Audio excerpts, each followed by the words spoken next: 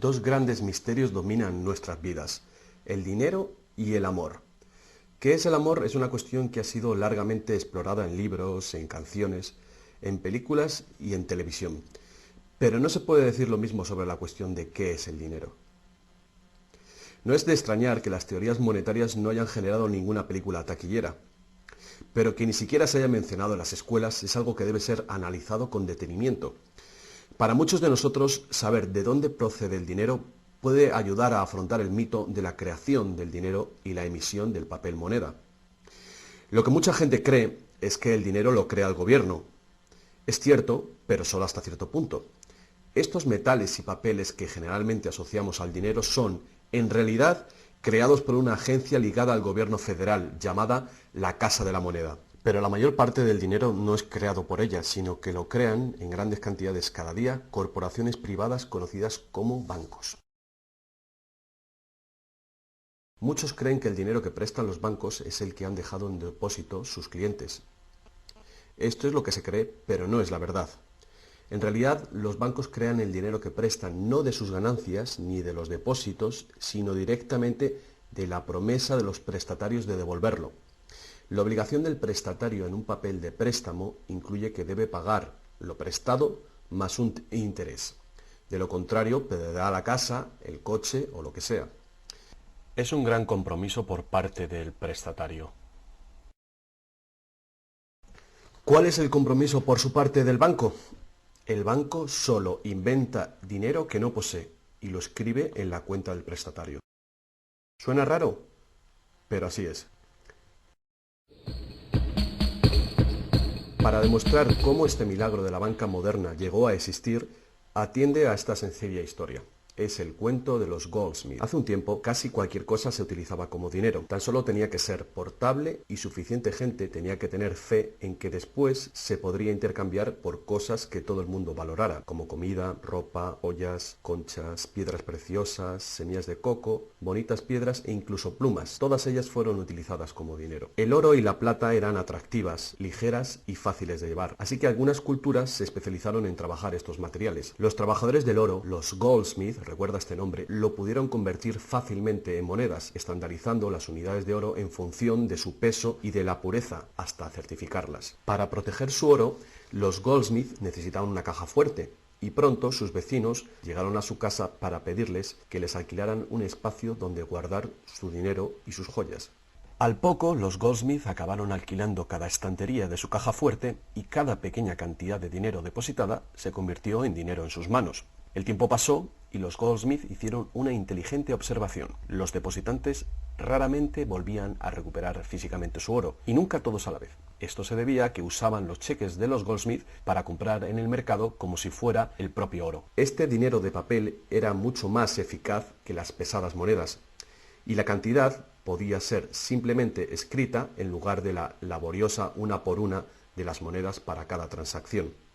Mientras tanto, los Goldsmith crearon otro negocio.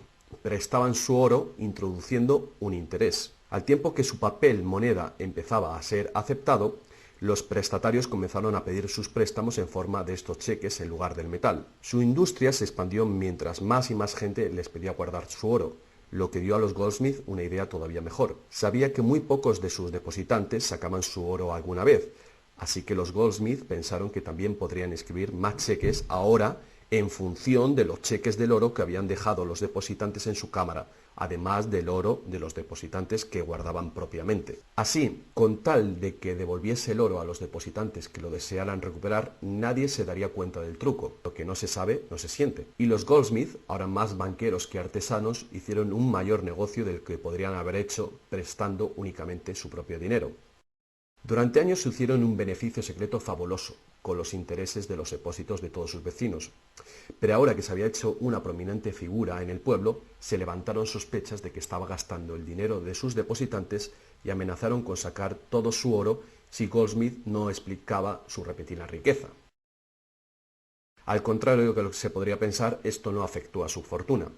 A pesar de la duplicidad patente de su truco, su idea funcionó porque los depositantes no perdieron nada de su oro. Estaba seguro en la cámara de Goldsmith. En vez de sacar su oro, los depositantes acordaron que Goldsmith, ahora convertido en su banquero, debía compartir la fortuna que habían contribuido a crear, otorgándoles un interés por su oro. Esto fue el comienzo de la banca. El banquero pagaba un pequeño interés por el depósito del dinero de otra gente que después prestaba a un interés mayor. La diferencia cubría los costes de operación del banquero y su beneficio. La lógica del sistema parecía sencilla y cubría la necesidad de las personas de crédito. Pero esta no es la manera en la que trabaja la banca hoy en día. El banquero Goldsmith no estaba del todo contento con lo que ganaba, después de descontar el interés que pagaba a los depositantes, y la demanda de crédito crecía con fuerza, mientras los europeos se expandían por América. Sus préstamos estaban limitados por la cantidad de oro que permanecía en su caja. Ahí es cuando tuvo una idea todavía mejor. Como nadie sino él sabía cuánto oro había en la caja, podía hacer cheques sobre dinero que ni siquiera existía. Como los prestatarios no iban a retirar su oro con sus cheques al mismo tiempo, ¿cómo iba alguien a darse cuenta de este truco? Esta nueva cara del negocio funcionó muy bien, y el banquero se hizo inmensamente rico con los intereses de un oro que ni siquiera existía. La idea de que el banquero creaba dinero de la nada era demasiado extraordinaria para creerla. Por lo tanto, el fraude no fue descubierto por la gente durante mucho tiempo. El poder de crear dinero hizo que el banquero se sintiese prepotente, como podrás imaginar. Pero con el tiempo, la cantidad de los préstamos del banquero y su escandalosa riqueza hizo que una vez más se levantara sospechas. Algunos clientes empezaron a reclamar su oro en lugar de la representación en papel. Los rumores se propagaron y todos los demás depositantes acudieron reclamando su oro. El juego se acabó. La marea de propietarios de cheques intentando recuperar su oro creó largas colas, y el banquero no tenía oro y plata suficiente para devolver a sus legítimos propietarios.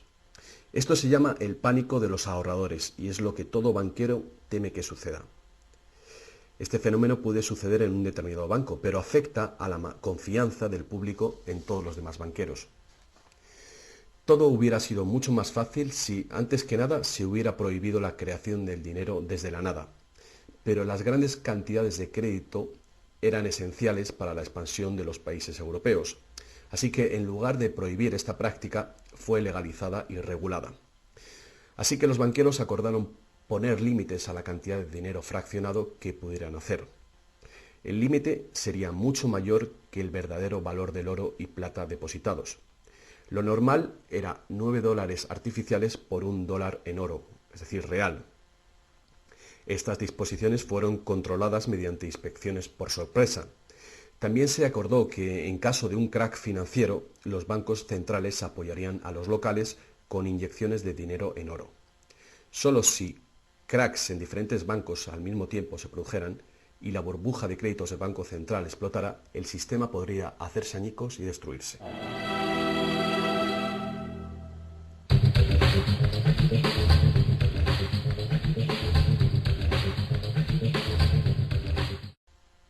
A lo largo de los años, el dinero fraccionado y su sistema integrado por un banco central regulador se ha convertido en el sistema bancario dirigente del mundo.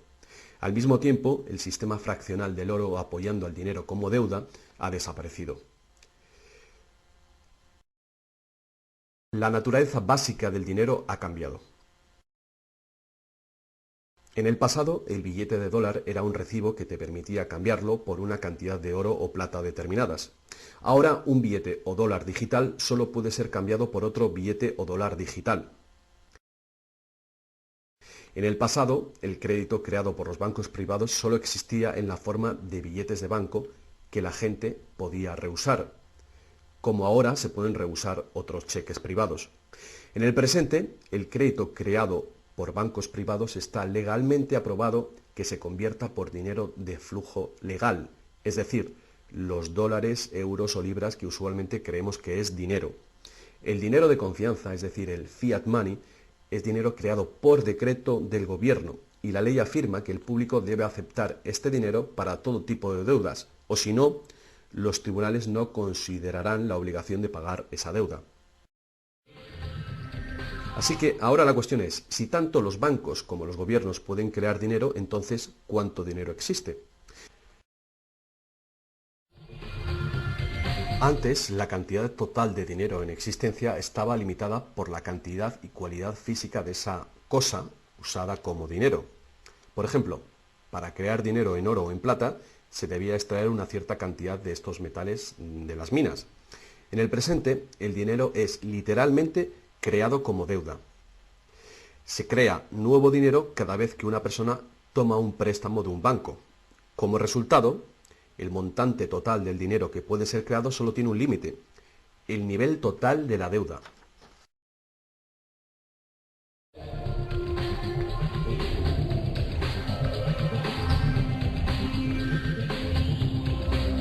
Los gobiernos ponen una disposición adicional para limitar la creación de dinero, imponiendo reglas conocidas como requerimientos fraccionales de la reserva. Son arbitrarias en su misma esencia. Estos requerimientos varían de un país a otro y de un tiempo a otro. En el pasado se obligaba a los bancos a tener al menos $1 en oro por cada $10 creados. Hoy en día, la proporción ya no tiene relación con el dinero actualmente en depósito, sino con el dinero creado a su vez de la deuda creada sobre el dinero en depósito en el banco.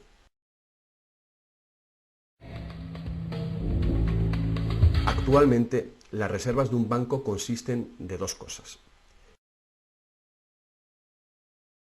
la cantidad del dinero del Estado o equivalente más la cantidad existente de dinero deuda que el banco tiene en depósito. Para ilustrar esto de una manera simple, imaginemos que ha abierto un banco nuevo y todavía no tiene depósitos. Los inversores en este banco han hecho un depósito de $1.111,12. Este es el dinero existente en el Banco Central, que llamaremos principal. La proporción de dinero en reserva es de 9:1. Paso 1. Las puertas se abren y el banco da la bienvenida a su primer cliente. Necesita $10.000 para comprar un coche. Con la proporción de 9:1, el nuevo banco necesita que el Banco Central le permita crear 9 veces esa cantidad, o $10.000, desde la base de la deuda contraída por la solicitud de préstamo del cliente. Esos $10.000 no se sacan de ningún lado. Es nuevo dinero simplemente tecleado en un ordenador como crédito del banco en la cuenta del cliente. El cliente tiene que firmar ese crédito para conseguir el dinero para comprarse el coche. Paso 2. El vendedor entonces deposita estos 10.000 nuevos dólares creados en el banco.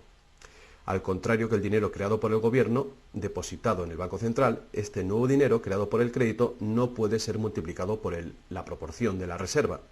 En lugar de ello, es dividido por el ratio de la reserva, en una proporción de 9:1. Un nuevo préstamo de $9.000 puede ser creado sobre la base del depósito de $10.000. Si esos $9.000 son depositados por una tercera persona en el mismo banco que lo creó en uno diferente, se convierte en una base legal para un tercer asunto de crédito bancario, esta vez por la cantidad de $8.100. Al igual que con las muñecas rusas, cada nivel contiene un pequeño dólar dentro de otro pequeño dólar. Cada depósito contiene el potencial para otro pequeño crédito en una infinita serie decreciente.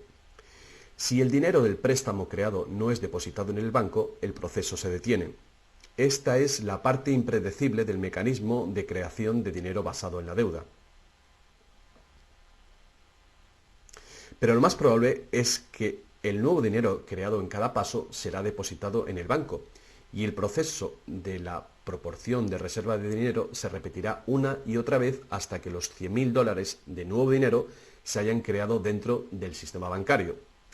Todo este nuevo dinero se habrá creado enteramente desde la deuda, y el proceso entero habrá sido autorizado legalmente por el depósito inicial de $1.111,12 que todavía permanecerán en el Banco Central. Lo que resulta más ingenioso de este sistema es que los libros de contabilidad de cada banco en la cadena deben mostrar que tiene un 10% más de depósitos que de préstamos. Esto da a los bancos el incentivo de adquirir depósitos para poder hacer préstamos, apoyando la impresión común pero falsa de que los préstamos proceden de los depósitos. A menos que los sucesivos préstamos estén depositados en el mismo banco, no se podrá decir que algún banco en particular haya pasado su límite inicial de 9-1 creando deuda de la nada. De cualquier manera, el sistema bancario es un círculo cerrado. El crédito bancario que crea un banco se convierte en el depósito en otro y viceversa. En un hipotético mundo de perfectos intercambios, el efecto último sería exactamente el mismo que si todo el proceso tuviera lugar en un solo banco. Esto es, el depósito en reserva inicial de 1.111,12 dólares permite recolectar intereses por valor de más de 100.000 dólares que el banco nunca ha tenido.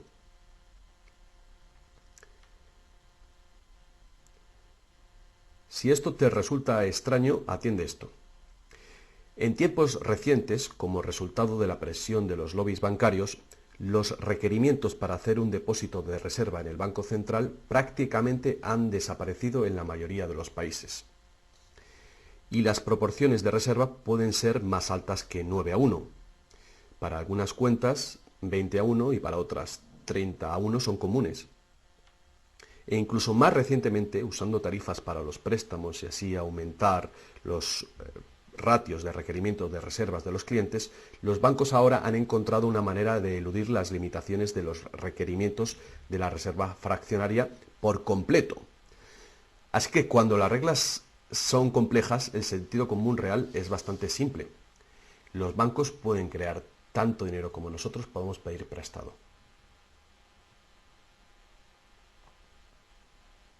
A pesar del interminable proceso de creación de dinero que hemos visto, tan solo alrededor de un 5% es el tipo de dinero creado por la Casa de la Moneda de entre todo el dinero que hay en circulación. Más del 95% de todo el dinero en el mercado hoy ha sido creado por alguien firmando una solicitud de endeudamiento con un banco.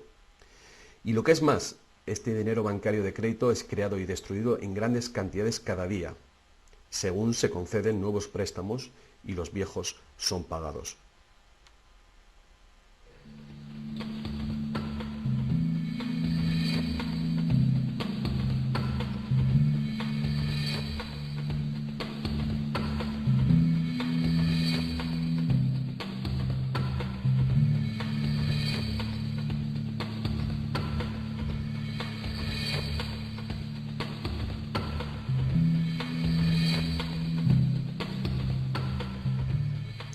Los bancos solo pueden ejecutar este sistema del dinero con la participación activa del gobierno. Primero, porque los gobiernos emiten leyes de divisas para hacer legal la moneda de confianza nacional, el fiat money. Segundo, porque los gobiernos permiten créditos privados para que sean pagados en esta moneda de curso legal. Y tercero, porque los tribunales estatales dan vigor a las deudas. Por último, los gobiernos aprueban regulaciones para proteger el funcionamiento del sistema monetario y su credibilidad ante el público sin hacer nada para contar a la ciudadanía de dónde procede el dinero. La verdad desnuda es que cuando firmamos la solicitud de una hipoteca o de un préstamo, nuestra firma promete un pago avalado por los bienes que daremos si no conseguimos pagarlo. Y estas son las únicas cosas de verdadero valor envueltas en la transacción. Cualquiera que crea que cumpliremos con la obligación la puede considerar como un bien o valor intercambiable o vendible. Es una deuda y por lo tanto una forma de dinero.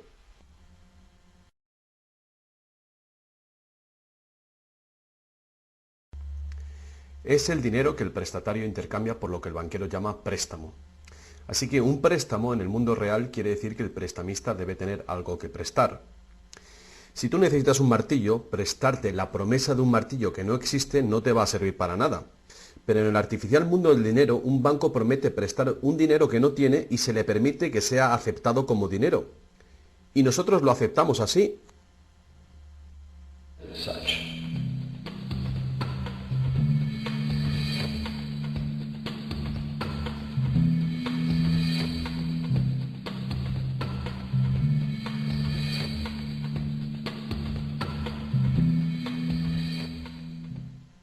Una vez que el prestatario firma la solicitud de préstamo, el banco lo consigna como una transacción en su ordenador, con unas cuantas claves, escribiendo una deuda del prestatario con el banco. Desde el punto de vista del cliente, se convierte en un préstamo de dinero en su cuenta, porque el gobierno permite que esta deuda del banco con el cliente se convierta en dinero gubernamental de confianza, el fiat money, que todo el mundo tiene que aceptar como dinero. Otra vez, la verdad básica es muy sencilla. Sin el documento que el prestatario firma, el banquero no tendría nada que prestar. ¿Alguna vez te has preguntado cómo todas las instituciones, el gobierno, las corporaciones, los pequeños negocios, las familias, pueden estar todos en deuda al mismo tiempo y por esas cantidades tan astronómicas? ¿Alguna vez te has preguntado cómo puede haber tanto dinero al mismo tiempo para prestar? Bien, ahora ya lo sabes. No lo hay. Los bancos no prestan dinero, simplemente lo crean de las deudas, y esa deuda es potencialmente ilimitada, tanto como la emisión de moneda. Y la situación opuesta también es verdadera.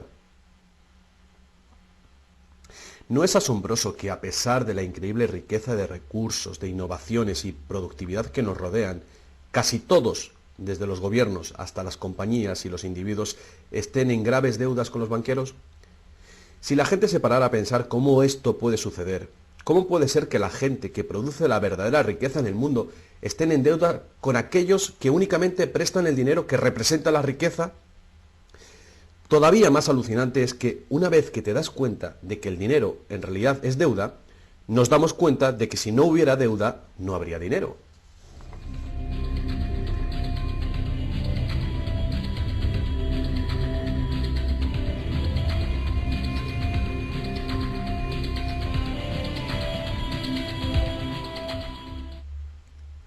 Si esto es nuevo para ti, no eres el único. Mucha gente piensa que si todas las deudas se pagaran, el estado de la economía mejoraría. Es cierto a un nivel individual. Como tenemos más dinero para gastar cuando dejamos de pagar una deuda, pensamos que si todo el mundo pagara sus deudas, habría más dinero para gastar.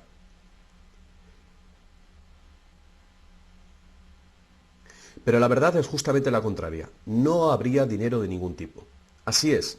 Somos totalmente dependientes de renovar continuamente el nivel de crédito bancario para que haya dinero en existencia.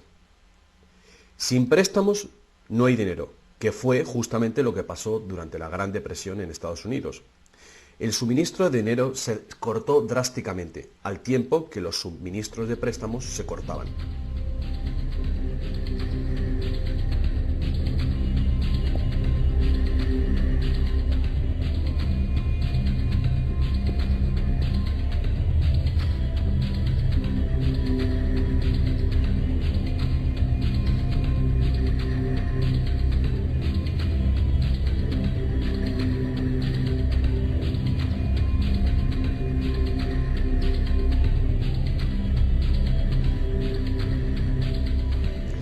Pero eso no es todo.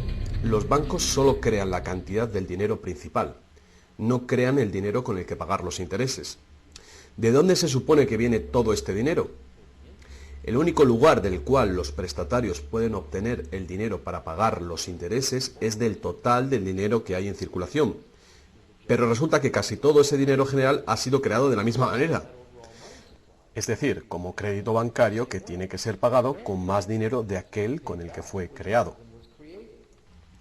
Así que por todas partes hay prestatarios en la misma situación, intentando obtener el dinero para pagar tanto el dinero principal como el interés. Desde un fondo original, la piscina, que solo tiene dinero principal, es claramente imposible para cada uno pagar el dinero principal más los intereses, porque el dinero del interés no existe. Esto se puede expresar con una simple ecuación matemática. El gran problema aquí es que en caso de préstamos de largo plazo como hipotecas y deuda pública, el interés total excede mucho al dinero principal. Así que, a menos que un montón de nuevo dinero sea creado para pagar los intereses, es decir, un gran número de nuevas hipotecas, no podrá funcionar la economía. Para mantener una sociedad que funcione, la proporción de cancelaciones de deudas tiene que ser baja. Así que para conseguir esto, más y más dinero deuda tiene que ser creado para satisfacer la demanda de dinero con el fin de servir el interés de la deuda previa. Pero por supuesto, esto hace que el nivel de la deuda sea todavía mayor y que más intereses tengan que ser pagados, resultando en una escalable e imparable espiral de endeudamiento.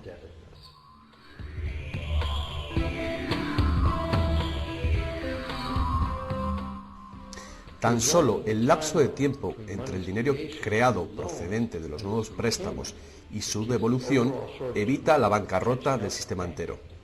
De cualquier manera, el increíble monstruo del crédito que se hace más y más grande necesita que se cree más y más dinero de deuda para alimentar el sistema y cada vez se hace más urgente. ¿Por qué los intereses son tan bajos? ¿Pueden los intereses bajar más? ¿Por qué nos ofrecen insistentemente tarjetas de crédito en el correo? ¿Por qué el gobierno americano gasta más rápido que nunca? ¿Es posible que el sistema colapse por completo y con él el sistema monetario? Las personas racionales deben preguntarse, ¿se puede sostener esto indefinidamente? ¿No es inevitable el colapso?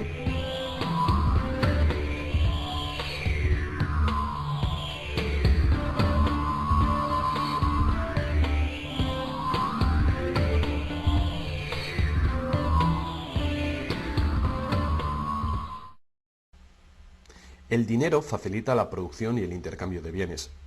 Cuando el suministro de dinero se incrementa, el dinero se convierte progresivamente en menos valioso, a menos que el volumen de intercambios y de suministro de dinero crezcan en la misma proporción. Hasta que nos damos cuenta de esto, cuando escuchamos que la economía crece a un 3% por año, creemos que lo hace en una constante regular, pero no es así. El 3% de este año representa un 3% más de intercambio de bienes y servicios que hace un año, porque es un 3% del nuevo total. En vez de una línea recta como imaginamos sobre las palabras, es una curva exponencial que es cada vez más inclinada. El problema, por supuesto, es que el crecimiento perpetuo de la economía real requiere un perpetuo y escalable uso de los recursos naturales. Más y más cosas tienen que ir desde los recursos naturales hasta los basureros cada año para evitar que el sistema colapse. ¿Qué podemos hacer ante esta terrorífica situación? Una cosa, necesitamos un nuevo concepto del dinero. Es tiempo de que más gente se pregunte a sí misma y a sus gobiernos 4 preguntas muy simples. A lo largo del mundo, los gobiernos piden prestado dinero con interés a los bancos privados. La deuda del gobierno es un componente principal dentro de la deuda total.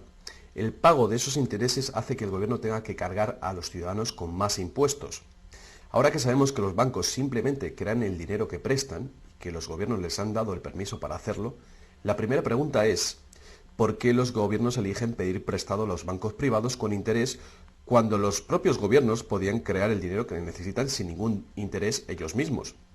Y la segunda gran cuestión es, ¿por qué se crea dinero como deuda? ¿Por qué no se crea dinero que circule permanentemente y que no tenga que ser represtado con intereses para existir? La tercera, ¿cómo puede un sistema monetario funcionar solamente con un crecimiento perpetuo y acelerado y poderse considerar una economía sostenible? ¿No es lógico que el crecimiento perpetuo y acelerado y la sostenibilidad sean incompatibles? Y finalmente, ¿qué es lo que hace que nuestro sistema económico sea tan dependiente del crecimiento perpetuo? ¿Qué es lo que necesitamos crear para que nuestra economía sea sostenible? Hubo un tiempo en el que cargar con interés al préstamo se llamaba usura y era susceptible de severas penas, incluida la muerte. Todas las grandes religiones prohibían la usura. La mayoría de los argumentos contra la práctica de la usura eran morales. Se entendía que la única función legítima del dinero era la de ser un medio de intercambio de bienes y servicios. Cualquier manera de ganar dinero procedente del dinero se consideraba labor de un parásito o de un ladrón. Sin embargo, al tiempo que aumentaban las necesidades de crédito en el comercio, el argumento moral cedió paso al razonamiento de que prestar representa riesgo y pérdida de oportunidad para quien presta, y por lo tanto, cobrar por este coste era justo. Hoy en día, estas ideas parecen triviales. Actualmente, la idea de ganar dinero del dinero se considera la mejor ocupación que hay. ¿Para qué trabajar si tu dinero puede trabajar por ti? Sin embargo, para tener un futuro sostenible, queda claro que el cobro de interés es un problema moral y práctico al mismo tiempo. Imagínate una sociedad y una economía capaces de perdurar siglos porque en lugar de acaparar sus reservas capitales de energía, se autorrestringiera según sus ingresos actuales. Ya no cosecharía más madera que crezca en el mismo periodo. Toda la energía sería renovable, solar, eólica, gravitatoria, magnética, y las demás que se descubran.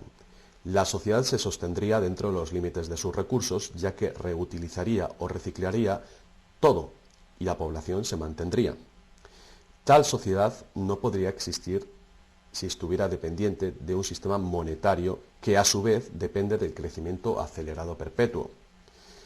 Tal economía sostenible necesitaría un sistema monetario también capaz de sostenerse sin crecimiento. Digamos que todo el dinero en circulación se representa por este círculo. Además, imaginemos que los prestadores de dinero también tienen dinero verdadero para prestar. Pero si algunas personas dentro del sistema empiezan a prestar dinero cobrando interés por ello, entonces su parte del suministro total del dinero aumentaría. Y si siguen prestando todo el dinero que se devuelva, cobrando siempre interés por ello, ¿cuál sería el inevitable resultado? Ya sea oro, dinero, confianza o de deuda, no importa. Los prestadores de dinero acabarían con todo el dinero. Y después todos pasaríamos a estar en quiebra y ellos acabarían con toda la propiedad real. Solo si los beneficios de prestar dinero con interés fueran equitativamente distribuidos entre la población, se podría resolver este problema. Fuertes impuestos sobre los beneficios de los bancos podrían posibilitar este equilibrio, pero entonces no habría incentivo para los bancos. Si fuéramos capaces de liberarnos de la situación actual, podríamos imaginar la banca como un servicio social sin ánimo de lucro, diseminando sus beneficios a la sociedad como un dividendo universal de los ciudadanos, prestando sin cobrar interés alguno.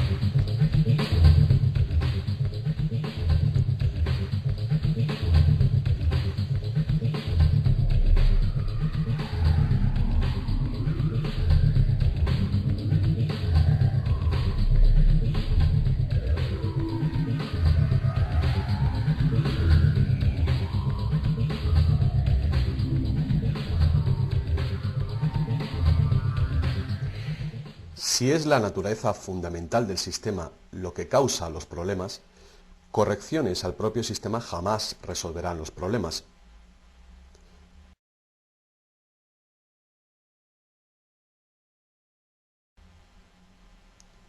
El sistema en sí debe ser reemplazado.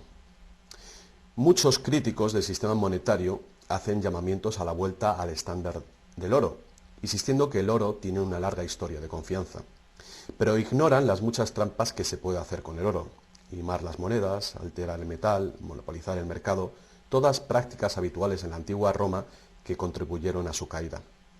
Algunos defienden la plata por ser más abundante que el oro y así más difícil de monopolizar.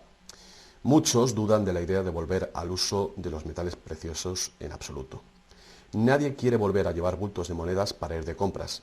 Es cierto que el dinero de papel, el plástico, el digital o más probablemente dinero de identidad biométrica tendría el mismo potencial de crear dinero de crédito sin límite, igual que tenemos ahora. Yendo más allá, si el oro fuera nuevamente la única base legal para el dinero, los que no tengamos oro nos quedaríamos sin dinero. Otros críticos del sistema monetario insisten en que la codicia y la deshonestidad son los principales problemas, y que puede haber un sistema más equitativo que volver al estándar de plata o de oro. Muchos grandes pensadores han sugerido maneras alternativas para crear dinero. Muchos sistemas de intercambio crean dinero como deuda de la misma manera que hacen los bancos, pero se hace transparentemente y sin cobro de interés. Por ejemplo, un sistema de trueque expresa la deuda como horas de trabajo, considerando el valor de todo trabajo igual y a la par con el dólar, y así permite que la hora de trabajo sea igualada con el precio del dólar de los bienes y servicios. Este tipo de sistema puede organizarlo cualquier persona capaz de gestionar la contabilidad. La preparación ahora de sistemas de trueque a nivel municipal sería prudente en previsión del inminente colapso del sistema actual.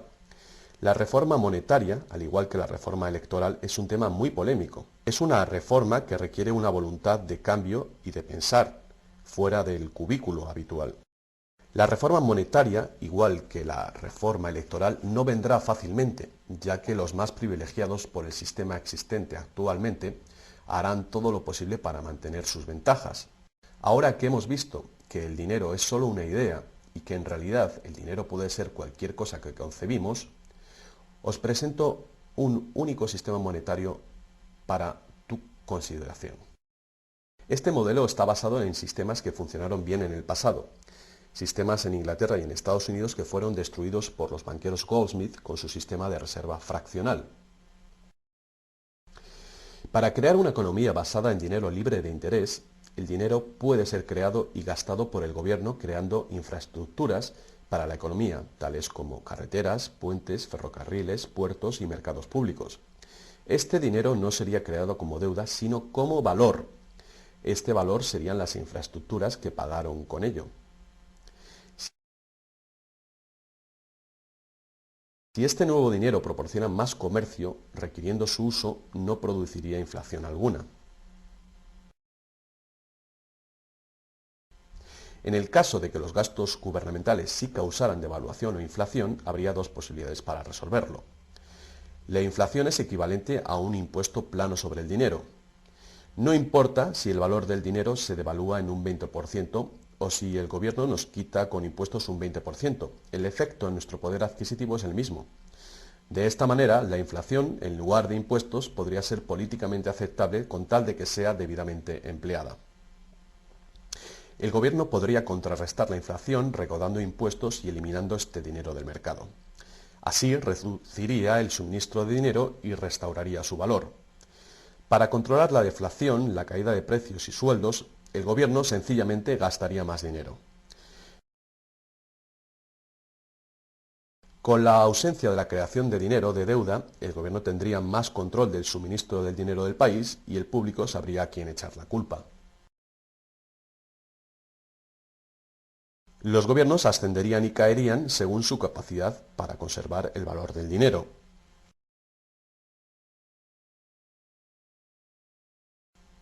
El gobierno dependería de los impuestos como ahora, pero los impuestos llegarían mucho más lejos, ya que ninguna parte de ellos se gastaría en pagar intereses a los banqueros. No podría haber ninguna deuda nacional si el gobierno sencillamente creara el dinero que necesita. Nuestro perpetuo servicio a los bancos pagando la deuda dejaría de existir.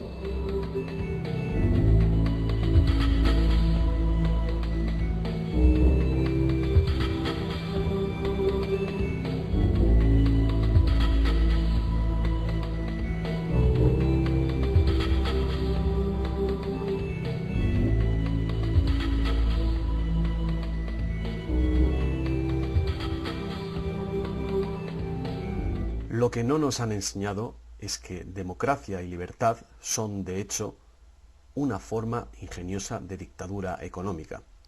Mientras toda nuestra sociedad dependa de un suministro de crédito bancario para sus necesidades monetarias, los banqueros serán quienes deciden quién tendrá el dinero que se necesita y quién no. And who doesn't.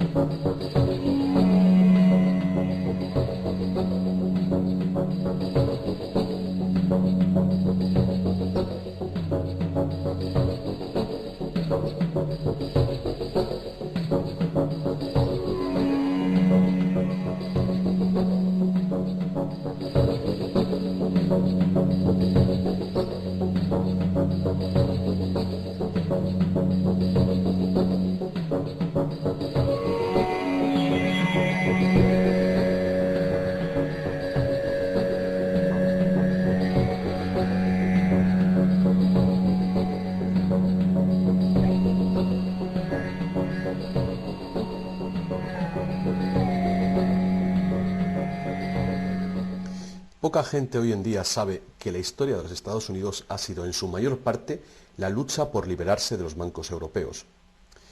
Esta lucha llegó a su fin en el año 1913, cuando el presidente Wilson ratificó el Acta de la Reserva Federal, permitiendo así al cártel de banqueros internacionales controlar el dinero de Estados Unidos.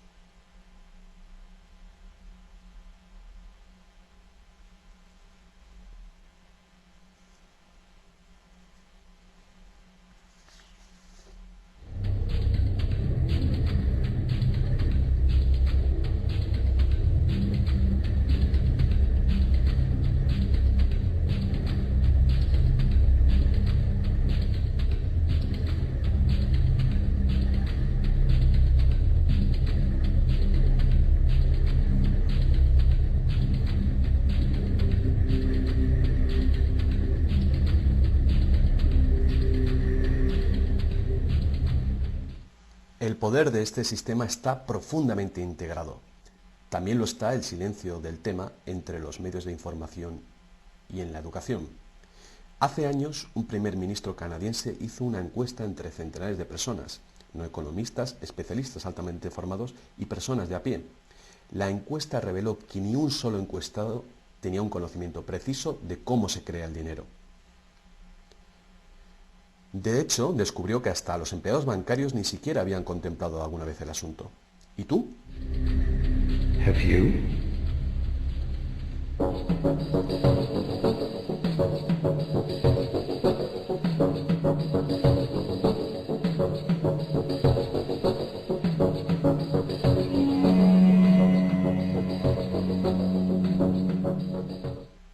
El sistema moderno de dinero como deuda nació hace más de 300 años, cuando un decreto real otorgó al primer Banco de Inglaterra el poder de emitir